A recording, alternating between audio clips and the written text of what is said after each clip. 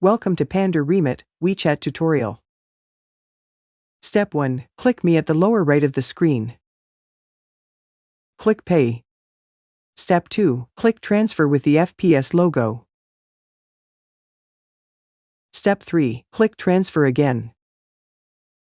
Step 4. Select FPS identifier. Step 5. Go back to Panda Remit app and copy the FPS identifier number from the order details.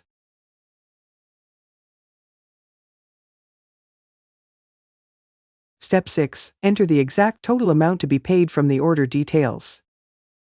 Click Next. Step 7. Check the payee's details carefully before continuing, then click Pay Now. Step 8. Verify the process with your verification method. Final step. Save a copy of the transfer details to your phone for future reference.